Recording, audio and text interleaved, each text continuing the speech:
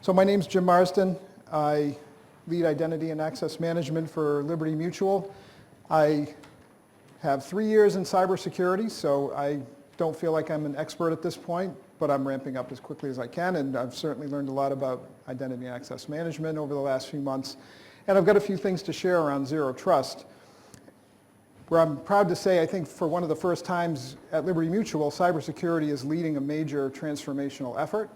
And I want to share with you how we got to this point and a few points of experience and some things that we have run into that hopefully will inform your journey if you decide to take it. This is in specific order, intersection of business technology and security, because it starts with the business, technology has to follow, and then security has to be prepared when the right factors come together, and that's the main part of what I'm going to walk you through. But before we start, I just want to have a show of hands. How many people have heard of zero trust? How many people know what it is? Okay, thank you for being honest. I will explain it a little bit further down in the presentation. So a quick history on Liberty Mutual. Founded in 1912 as a workers' compensation single line company 10 weeks after the Titanic sank, just to give you a relative time frame there. Then expanded domestically in the 30s, internationally in the 70s, and in the 80s and 90s there was a lot of small acquisitions, leading up to when I think of kind of when we grew up, which is when we acquired Safeco Insurance, which is a West Coast, mainly broker-based business. Liberty Mutual was more of a direct seller, and it significantly expanded our business. And what I'll say about that for now is we are still running the Safeco domain, and a lot of the infrastructure has not been completely integrated yet. That's going to be a theme as we go forward here. Then in 2017, we acquired a company called Ironshore, which expanded our commercial offerings.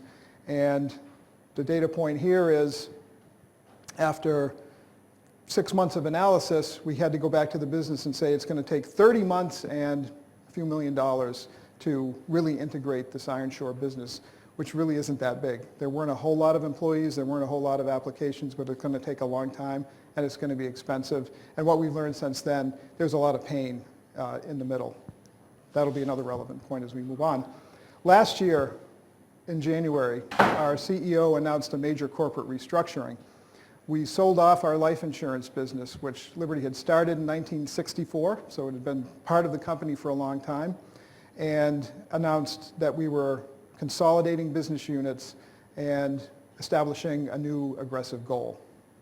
And so that set in motion a lot of changes that have happened relatively quickly, at least for us, and opened up the door for us to really go after zero trust in a meaningful way. So Liberty Mutual, I started here with our purpose, which is we exist to help people embrace today and confidently pursue tomorrow, mainly because it doesn't say insurance anywhere in there. And that's significant because we intend to grow the business. As you can see by the second point, our goal is to become a top 3 global P&C insurer. And based on our current snapshot, that means we need to more than double in size. And as a Fortune 500 number 68, that's a significant challenge for us. But it also means we need to be prepared for the unexpected. When the business sees opportunities, we need to be prepared to respond and react and enable the business to move forward. And a couple of other points from this morning. Looking at this as business risk has really informed us and has streamlined the conversations we've had with our business partners on this and with the other parts of technology, so that we can put it in terms that everybody can quantify and everybody can understand and get on board with or challenge and then move on. The other part is Liberty Mutual desires to be a global employer of choice. And so I think it was Joseph made the point this morning that the goal should always be to make employees successful. And so there's definitely a security play here, but as you'll see, there's also a big play to make employees more successful, to reduce friction, and so on.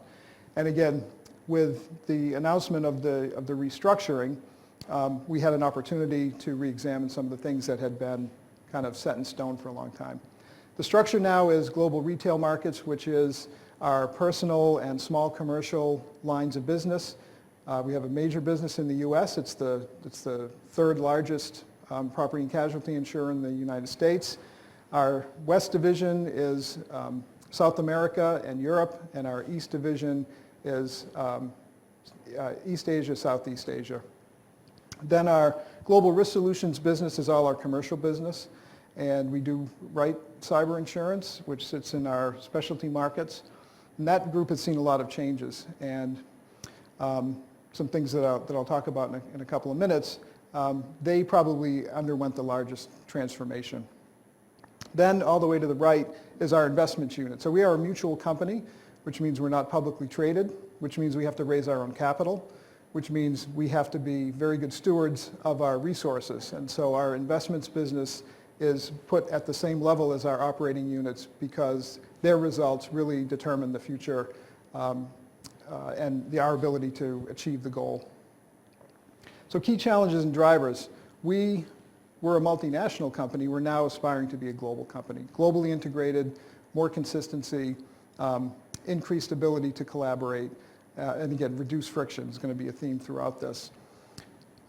Increased ease of doing business. So our Global Risk Solutions unit, they primarily deal with brokers, large brokers, and it's a very competitive market. And we need to sell the brokers before we can sell to customers. And so one of the top three goals of GRS is to be easier to do business with, which means more access and more sharing, which translates into more risk, more security risk. So, but it's critical to their business structure. And then scale locally, optimize globally is a mantra we've adopted that says every country that we're in has to achieve a critical mass. It has to become a top 5 business in that country. But we are going to optimize globally, meaning we're not going to build separate solutions and separate processes in these different countries. We need to have some consistency. This is calling out that each country will still have some uniqueness. So the takeaway here is the business is asking for more. They're asking for less friction, more mobility, more collaboration internally and externally, and that causes us to re-examine our approach to several things. Our technology group, you can see the snapshot, 4,500 employees, 11 tech offices, so on and so on. Key point here is we started a transformation 4 years ago, and it started out as an agile transformation, and it's evolved since then. And so there are capabilities and practices that didn't exist 3 or 4 years ago that are critical for this zero trust journey that we're on, that we're now able to take advantage of. So our cloud adoption strategy, we have an aggressive strategy. 4 years ago, our CIO said, I want to be 100% in the cloud in 10 years, which raised a lot of eyebrows. I would say by the end of this year, we're going to be in the mid-20s, maybe high 20s. So we may not make it in 10 years, but the goal is to be 100% in the cloud. So it's been a very fast adoption pace. Our agile practices have definitely evolved. We've gotten better at it, and what that's done is it's raised the bar, it's raised the level of expectation that our business partners have as to the pace that we can deliver, which means every part of the machine has to move faster, and that includes security. And for me in particular, that includes identity and access management. We have to have solutions that application teams can integrate and roll very quickly. So key challenges and drivers here. As we move to globalization, decisions had been made to adopt several global platforms. The challenge therein being, how are we going to authenticate and give people access across the globe, given that they are all sitting in 14 different Active Directory structures and multiple OUs within those Active Directory structures? Major challenge that we had. That kick-started a lot of this work that we have. And then our global infrastructure standardization, beyond the move to the global platforms, we have a move to standardize network, to standardize directories, standardize equipment, hardware, and user devices, et cetera. And again, an opportunity to step in and say, if they're all going to be the same, what are opportunities to leverage that in a different way? And then our security organization, we formed this current structure in 2014, and we've been evolving it since then. Collectively, we're about 300 people. Some of those are directly aligned to global cybersecurity. Some are matrixed. Our Security Operations Center, some of our other security operations sit outside cybersecurity, but align in very closely. You can see the functions that we have aligned within cybersecurity. The real leap forward we had here was 2 years ago we sat down and drafted a formal strategy and decided we are going to base our program on NIST, which Liz talked about earlier, so I don't have to go back through that, and the CIS Top 20 Critical Security Controls, which gave us a starting framework to then be able to say, what's our role in the organization, how do we see ourselves operating, and how are we going to deliver better security to the organization. Big part of that was adopting the mantra that we're going to be risk-driven. We had been a compliance-driven organization, so as long as we were ticking the check boxes on all the various levels of compliance that we had to adhere to, we felt like we were successful. We were compliant, but we were not managing risk very well. So the move towards adopting the mantra of being more risk-driven meant that we spent more time talking about what are the threats, who are the likely threat actors, what's our level of protection and resistance to those threats, to get to a point where we could quantify where our biggest gaps were and what are the biggest problems we think, what's most likely to happen, and where are we most likely going to fail in protecting ourselves. And that produced new insight that also fed into this zero trust effort. So key challenges and drivers. We also said our key goal is to avoid future risk debt, which means we've got a lot of legacy debt, but first and foremost, we want to make sure we don't dig the hole any deeper, and we want to make sure that what we do going forward works well. And I've already touched on accelerating pace and expanding scale. As security gets more into the critical path of solution delivery, whether it be risk assessments, whether it be identity and access management, third-party risk evaluation, we needed to expand and scale and accelerate. And so we've been putting a lot of work into that because we're on the verge, I think, of a big win, but if we can't deliver, it won't last long. Okay, here's the zero trust primer. Zero origin is Google Beyond Corp, and started out with the problem being when you have devices attached to the corporate network, to the perimeter, they are automatically granted access to lots and lots of things. And if one of those machines get compromised, they all are at risk of getting compromised. And that's really hard, as we all know, really hard to protect against. So the premise is remove privileges that are granted solely based on having access to that network or having an address on that network. And how would we do that? We do it with machine identity, personal identity, authentication, and inventory-aware authorization. I'll break those down. So the picture on the right, which you probably can't see in a whole lot of detail, basically says we're moving everything off the corporate perimeter. So everything is going to come in like it's coming in from the internet, and it's going to be untrusted to start.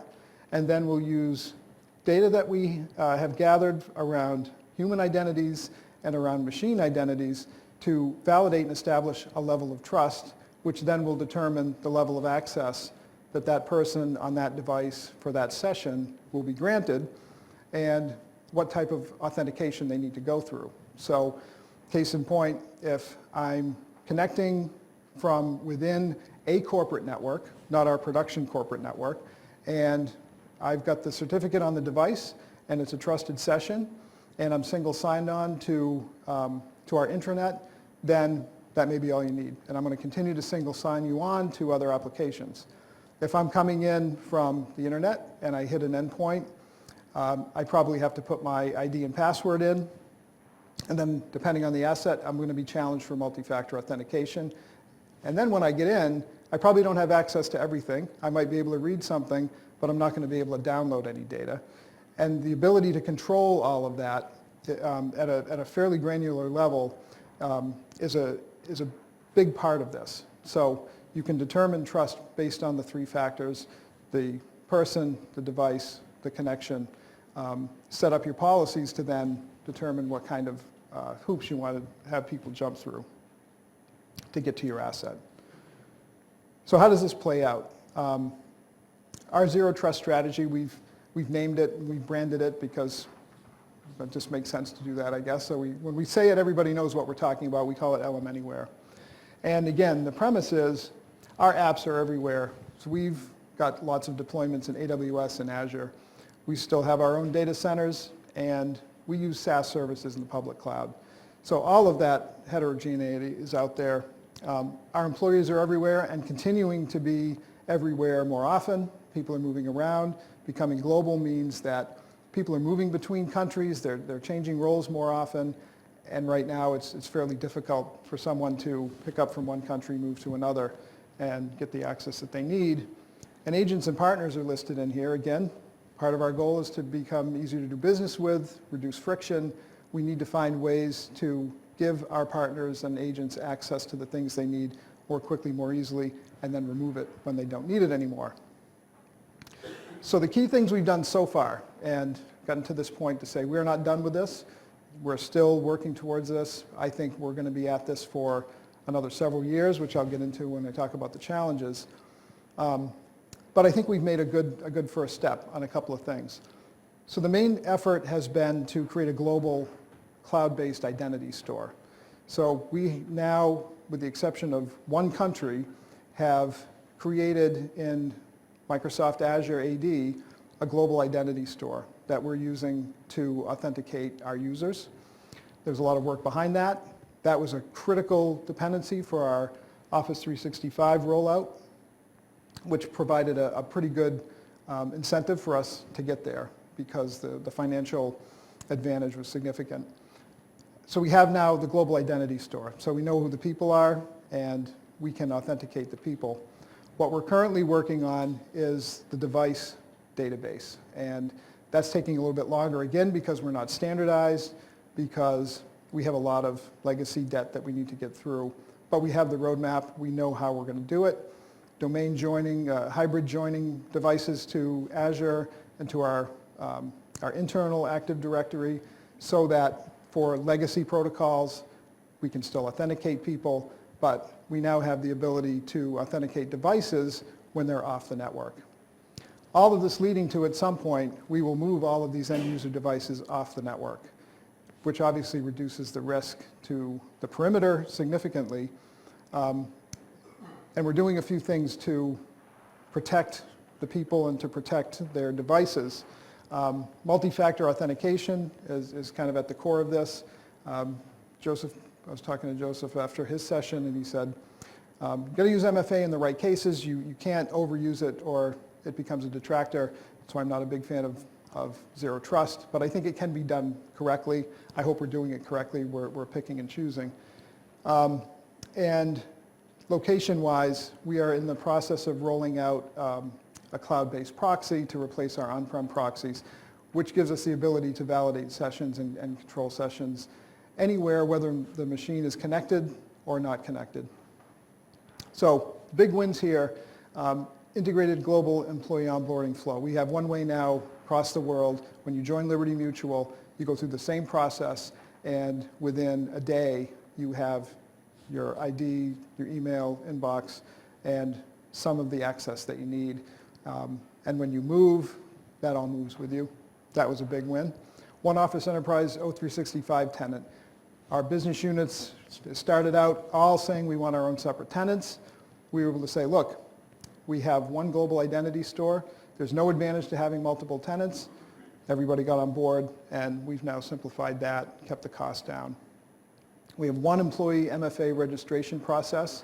So again, with Azure AD, employees register once, and as we onboard applications behind the Azure AD IDP, the same MFA mechanism is used, so we're not driving people crazy having to register multiple times. And right now, we're using that for our benefits site, we're using it for our global HR system, and we're using it for our password management function. So we've improved security on those three functions, because we didn't have MFA before, and employees are generally very positive about it because they can see the benefit. So the challenges, I mentioned legacy authentication. That is still a big problem on two fronts. One, we don't have a good way of shifting that into the zero trust model. And two, There's a lot of application modernization that has to happen, and that is the part that I believe is going to take the longest for us to truly get to the point where our applications are accessible outside of the perimeter. The comprehensive device registration inventory, I mentioned that already. That's work in progress, but given the heterogeneity of the devices that we have in the company, it's going to take a while for us to issue the right devices, get the right certificates nailed down, so we can ensure that we can trust those devices and use that as a factor. And then the last point, the cloud-based always-on proxy. Great in concept. We're using a product called Zscaler, which 100% cloud-based, 100% always-on. Really, really great concept, really hard to implement when you have to figure out whitelist and blacklist and policies.